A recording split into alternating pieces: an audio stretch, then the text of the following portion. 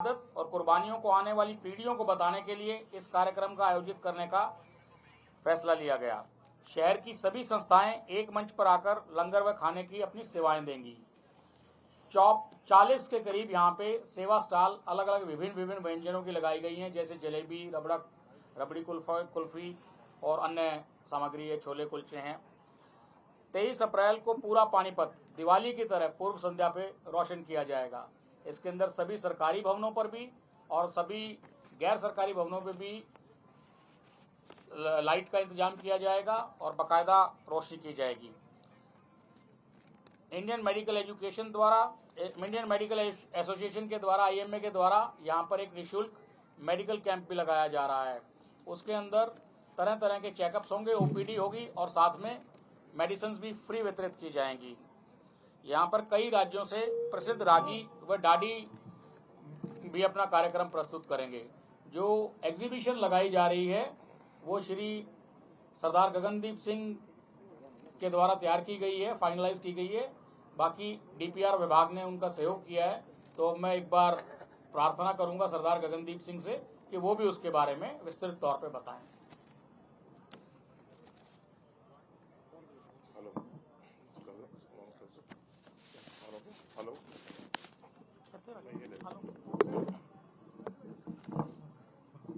वाहिगुरु जी का खालसा, वाहिगुरु जी की फतेह। प्रिय साथियों, जैसे कि DC साहब ने आपको ब्रीफली इस सारे कार्यक्रम का बताया कि 400 साल गुरु तेग बहादुर जी का जो कि पानीपत के में सेलिब्रेट किया जा रहा है और हम सब आप सब बड़पाके हो के आप सब इस पूरे समागम के गवाह बन रहे हो, क्योंकि जो अर्ध शताब्दी है, जो फुल शताब्दी जो कि 100 साल बाद आएगी, उसमें हम सब कोई भी हमें प्रेजेंट नहीं होगा, हमारी जनरेशन प्रेजेंट होगी, लेकिन एक आज इतिहास रचा जा रहा है। इतिहास एक ये भी था कि जब भाई जेता जी 1675 में पानीपत से ही जब उनका चांदनी चौक में उनका औरंगजेब के ऑर्डर से सीज कलम कर दिया गया, शहीद कर दिया गया उनको, तो भाई जेता जी इसी इलाके से उनका सीज अनंतपुर साहब लेके गए। बातें कुछ भावनात्मक भी है। जो ये बेसिकली शहीदी हुई, ये मानवता जी, ह्यूमन राइट्स की जो वायलेशन मुगल राज में चल रही थी, गुरु साहब ने आगे बढ़ चढ़ के अपनी शहीदी दी थी। साथ में भाई जेता जी ते भाई दयाला दास ते भाई मती दास जी ने भी अपनी शहीदी दी और वो चारों के चारों कहीं पर भी डोले नहीं। औरंगजेब से बिल्कुल नहीं डरे, उनके अहलकारों से बिल्कुल नहीं डरे और बिल्कुल भी उन्होंने मौत की परवाह नहीं करी, और क्योंकि सच के मार्ग पे वो चल रहे थे।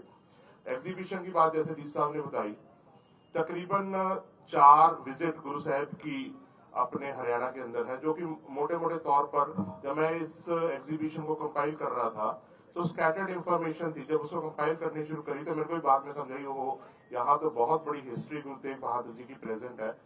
देखिए, नाम उनका था, जब उनका जन्म हुआ, जब उनका प्रकाश हुआ, तो उनका नाम था त्यागमल, और 15 साल की उम्र में जब करतारपुर की जंग हुई तो 15 साल की उनकी उम्र थी और उन्होंने मुगलों के खिलाफ जोहर दिखाए, तो पिता गुरु हरगोविंद साहब ने उनका नाम रखा तेग बहादुर, भी तेग का ये बहादुर है। और हरियाणा के कंटेस्ट में हिस्ट्री ये है कि गुरु साहब 9वें पातशाह 9वें नानक गुरु तेग बहादुर साहब ने अपना जो हेडक्वार्टर था जीन कप्तान साहब शिफ्ट कर लिया था, और भाई डगो जी जो कि वहां के मसंद थे, प्रचारक थे, उस पूरे एरिया को संभाल रहे थे। और आगे बढ़ते बढ़ते कैथल, चाहे नीम साहब की बात कर लो, गुला जीका में उन्होंने गुरुद्वारा साहब जो कि आज सुशोभित है, चाहे हम पेवा की बात कर लें और चाहे हम बात कर लें कुरुक्षेत्र में उनका गुरुद्वारा साहब है, चाहे कुरुक्षेत्र में ड्यूटी, और चाहे हम यमुनानगर, चाहे लोगड़ खालसा राजधानी की बात कर लें, तो गुरु साहब की 4 विजिट यहाँ पर है। और बार बार आने का कोई मकसद था, और यहाँ पर क्योंकि तकरीबन उसके 40 साल बाद बंदा सिंह बहादुर ने यहाँ पर मुगल राज की ईंट से ईंट खड़का दी इस इलाके से, और यहाँ से मुगल राज की जड़ें उखाड़ फेंकी। शायद कुछ इतिहासकारों को जो इतिहास था लोगड़ का पर्टिकुलरली जो छुपा दिया गया था, और हरियाणा सरकार ने इसको दोबारा उजागर करने के लिए रिसर्च करवाई है और लोगड़ के ऊपर काम भी कर रहे हैं। मैं थोड़ा सा ब्रीफली बता देता हूँ, जो कि प्रदर्शनी का पार्ट भी है। खालसा राज के किले करनाल से लेकर चंडीगढ़ तक स्टैब्लिश कर दिए गए थे और 2.5 लाख मुगल फौज यहाँ लड़ती रही, और 6 साल लड़ने के बाद यहाँ मुगल जो साम्राज्य की एम्पायर थी, यहाँ पर कब्र खोद दी गई थी।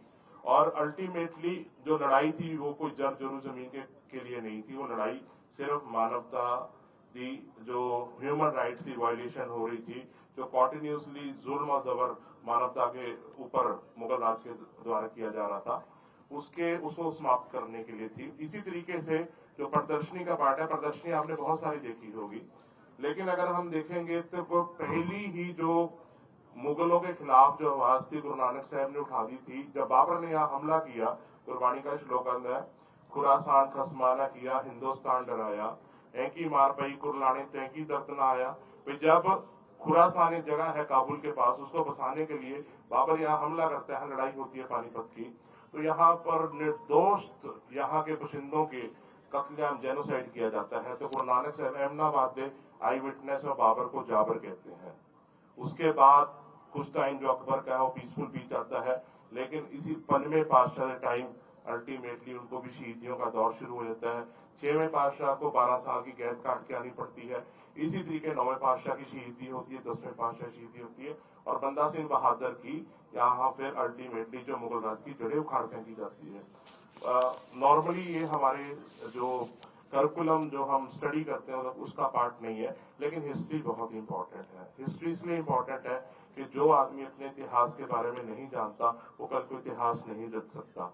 तो मेरा ये मानना है कि ये प्रदर्शनी मैंने इंडेवर किए हैं कि 85 स्लाइड्स में है, गुरु नानक साहब से लेकर बंदा सिंह बहादुर तक है, वो सारी इतिहास को दर्शाएगी।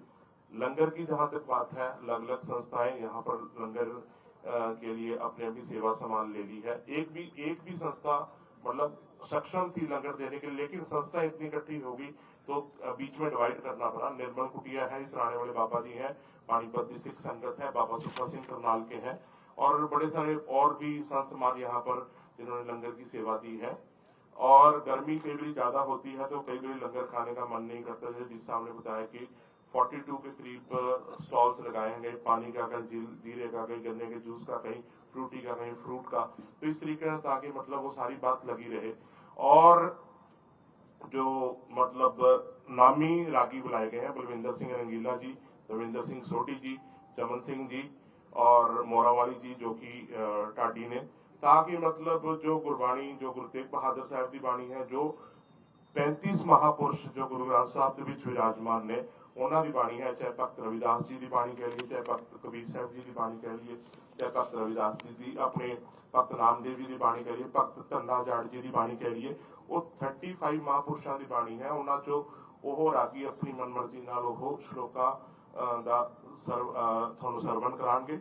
मतलब मैंने 35 इसलिए बोले कि जो गुरु ग्रंथ साहब लिखन की वारी आई तो जो लोग गुरु नानक साहब के समकाली एक ही विचारधारा में हिंदुस्तान च बैठे, जैसे भगत नामदेव जी महाराष्ट्र के हैं, भगत जयदेव जी बंगाल के ने, और भगत अन्ना जी ये राजस्थान के ने, इस तरीके भगत रविदास जी बनारस के रहने वाले ने, भगत कबीर साहब भी यूपी के विच ने।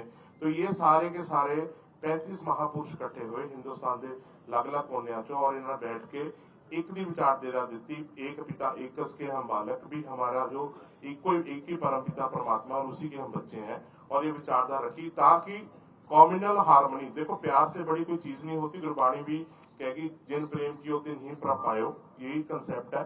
कल प्यार का झगड़े का कोई कंसेप्ट नहीं है, पर लेकिन जुर्म जबर कोई करेगा तो वह मुंह तोड़ जवाब देना पड़ेगा। ये भी एक इतिहास का पार्ट है, और मैं आशा करता है कि आप इनू सिर्फ अपने प्रोफेशन वांग ना लेके चलिए, क्योंकि मैं एक एसएस ऑफिसर हाँ, और मैं भी पिछले 1 महीने से इस प्रदर्शनी के ऊपर काम कर रहा था, तो मैंने इसे प्रोफेशनली नहीं तैयार किया। मैं बिल्कुल इमोशनल हो जाए सिर्फ इस करके नहीं कि मैं सिख रिलीजन में बिलोंग करता, लेकिन मैंने लग्या कि नहीं ये गल्लां दसनियां जरूरी ने। इस करके मैं आपसे भी एक्सपेक्ट करता हूं कि आप ज्यादा से ज्यादा इस मैसेज को डिसेमिनेट करेंगे और ज्यादा से ज्यादा लोग यहाँ इकट्ठे होंगे, ताकि गुरु तेग बहादुर साहब की जो कुर्बानी है वो मानवता वास्ते सी वध तो वध उदा प्रचार किया जा सके। वाहिगुरू जी का खालसा, वाहिगुरू जी की फतेह।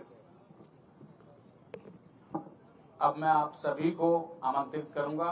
मैं आपको पूरा पंडाल, हमारा दरबार साहब का जो हॉल हम बना रहे हैं वो, दोनों लंगर हॉल, एग्जीबिशन एरिया और जो मेडिकल कैंप लग रहा है उसके सारी जगह का एक बार आपको संक्षिप्त अभी आपको भ्रमण करा देता हूं। उसके बाद और डिनर है। और उसके बाद हम भोजन लेंगे सब।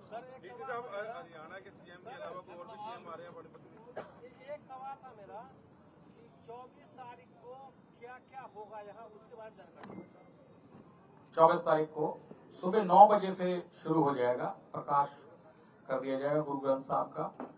उसके बाद रूपरेखा है पूरी, अलग अलग डाडी साहब आए हुए हैं, रागी जी हैं सारे, उनका सबका अपना अपना आयोजन का वक्त है।